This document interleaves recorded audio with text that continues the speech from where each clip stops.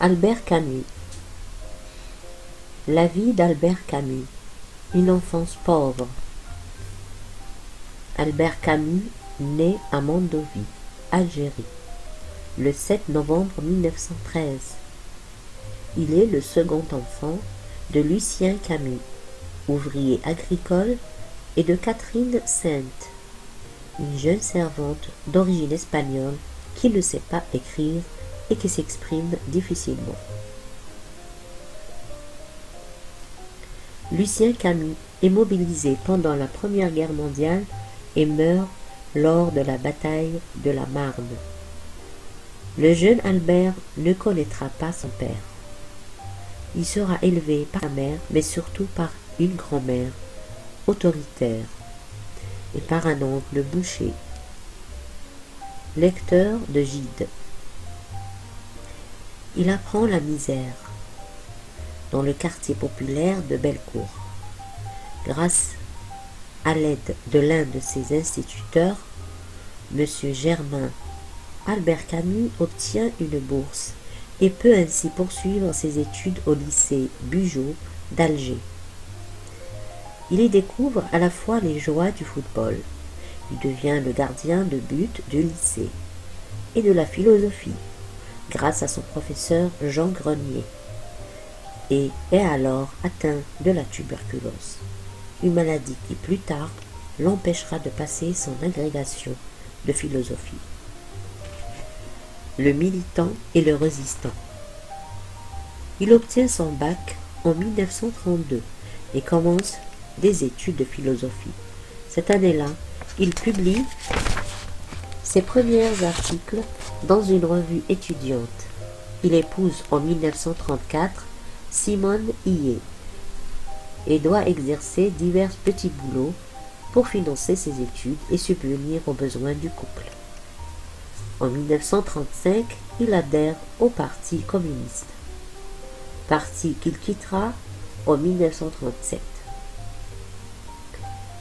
En 1936, alors qu'il est diplômé d'études supérieures de philosophie, il fonde le Théâtre du Travail et il écrit avec 3 amis Révolte dans les Asturies, une pièce qui sera interdite.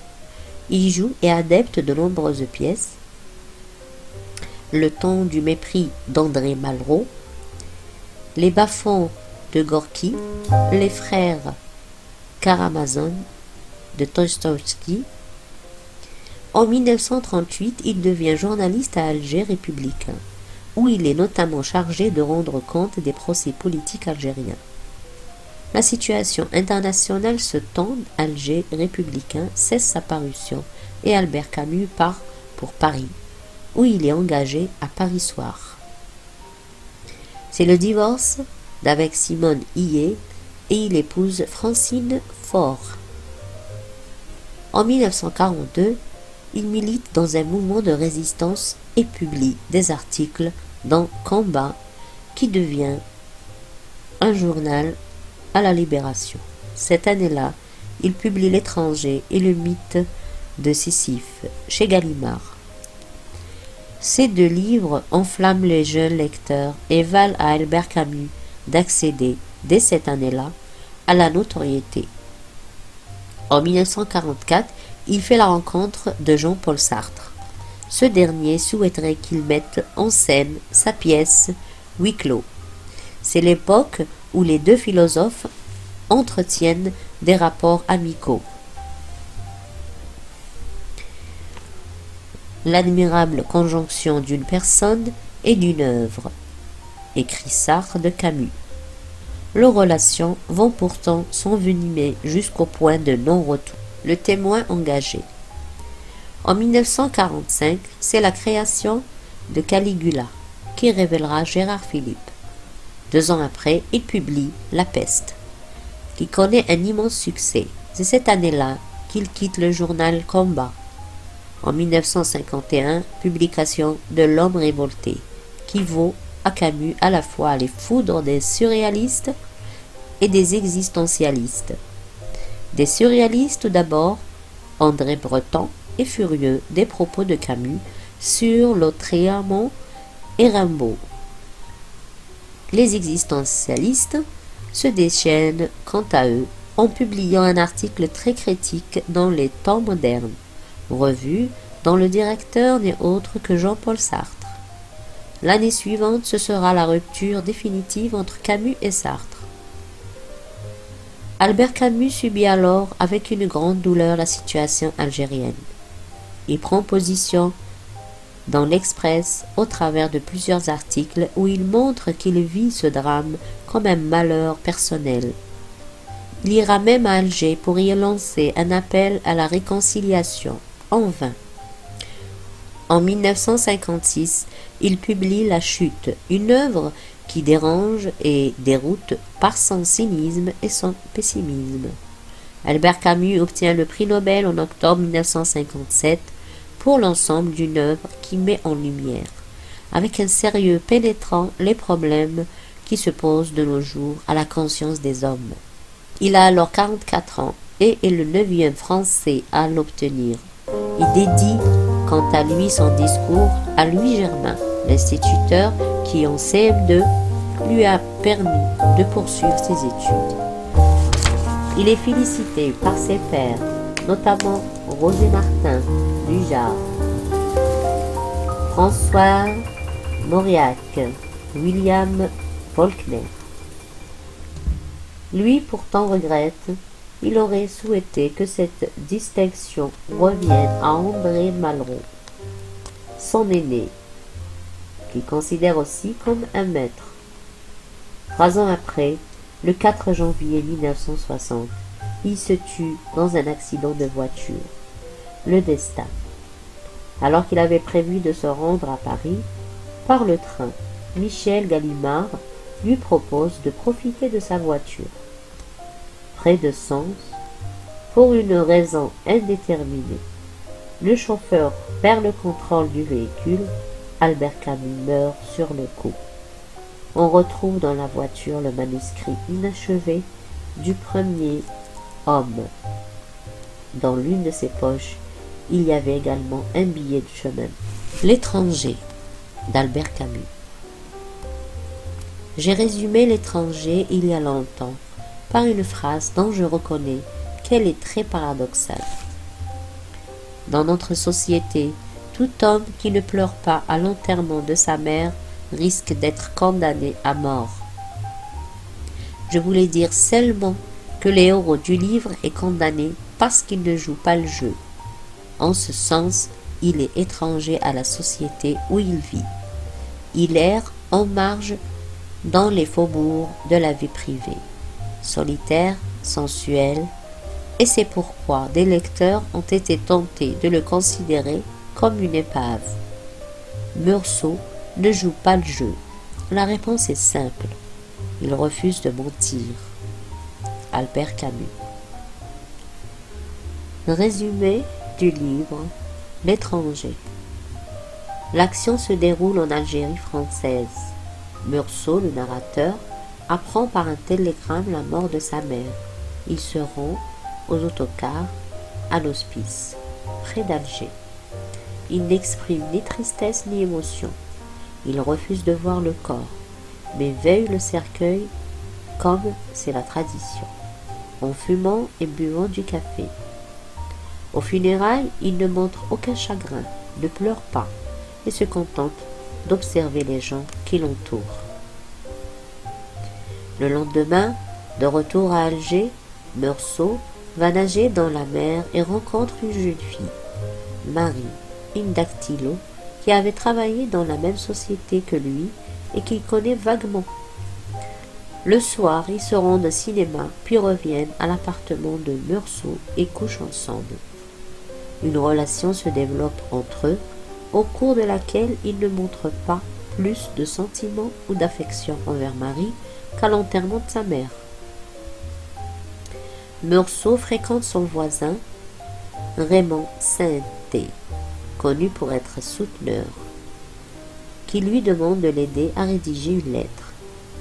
Il s'est battu avec sa maîtresse qu'il soupçonne d'être infidèle et craint les représailles de son frère. Meursault accepte. La semaine suivante, Marie et Meursault perçoivent les bruits d'une dispute violente entre Raymond Sainté et sa maîtresse, jusqu'à l'intervention d'un agent. Après le départ de Marie, Raymond vient demander à Meursault de lui servir de témoin de moralité. Il affirme au tribunal que la maîtresse de son voisin a été infidèle et Raymond est quitte pour un avertissement. Celui-ci invite Meursault à passer la journée du lendemain dimanche dans le cabanon de l'un de ses amis, maçon, dans la banlieue d'Alger. Dans le même temps, Meursault, qui montre peu d'intérêt pour sa carrière, refuse une promotion qui lui conduirait à travailler à Paris. Marie lui demande de l'épouser. Il accepte, bien que cela lui soit égal. Le dimanche, Marie et Meursault prennent le bus avec Raymond pour rejoindre le cabanon de maçon. Ils sont suivis par un groupe d'Arabes, dont le frère de la maîtresse de Raymond, contre lequel Meursault a témoigné. Après déjeuner, les trois hommes vont se promener sur la plage, sous un soleil de plomb. Ils croisent à nouveau le groupe d'Arabes. Une bagarre éclate. Raymond est blessé au visage d'un coup de couteau. En remontant au cabanon, Meursault obtient de Raymond qu'il lui confie son revolver afin d'éviter qu'il ne tue quelqu'un. Meursault retourne sur la plage. La chaleur est accablante. Il rencontre un des Arabes qui sort un couteau. Meursault, ébloui par le reflet du soleil sur la lame, sort le revolver dans sa poche, puis tout s'enchaîne. La gâchette a cédé, j'ai touché le ventre poli de la crosse et c'est là, dans le bruit à la fois sec et assourdissant, que tout a commencé. Alors j'ai tiré encore 4 fois sur un corps inerte où les balles s'enfonçaient, sans qu'il y parût, et c'est comme 4 coups brefs que je frappais sur la porte du malheur. Ces 5 coups de revolver excluent la légitime défense et l'homicide involontaire. Meursault ne donne au lecteur aucune raison particulière pour son crime. Le fait qu'il ait tiré sur le cadavre à 4 reprises ou sur les émotions qu'il éprouve, mis à part le fait qu'il a été gêné par la chaleur et la lumière du soleil. Dans la seconde partie du roman, Meursault est incarcéré et envisage avec détachement son procès à venir. Il est même assez indifférent à la privation de liberté et s'habitue à l'idée de ne pas pouvoir coucher avec Marie. Il passe son temps à dormir ou à énumérer mentalement les objets qu'il possède dans son appartement. Tout au long de son emprisonnement et jusqu'à la veille de son exécution, Meursault affiche la même indifférence, semblant ne rien ressentir. Il se sent étranger à ce qui lui arrive et ne montre au procès aucun regret, ce qui met son avocat très mal à l'aise. On l'interroge sur son comportement à l'enterrement de sa mère, sur les raisons de son crime. Il ne sait que répondre que c'est à cause du soleil. Pour le procureur, Meursault est un homme qui tuait moralement sa mère en la laissant dans un asile, et il l'accuse d'avoir enterré une mère avec un cœur de criminel. La justice ne cherche pas à comprendre les motivations de Meursault. Le procureur se concentre sur son comportement, sa personnalité, sa vie dissolue. Il engage une relation le lendemain des funérailles de sa mère dont il est indifférent. Son athéisme, son caractère asocial. Dans le contexte politique de l'époque, l'Algérie gouvernée par la France coloniale. Il aurait pu plaider la légitime défense et être acquitté. L'avocat tente de montrer son client sous un autre jour, loin de la réalité. Meursault l'écoute, pris de vertige.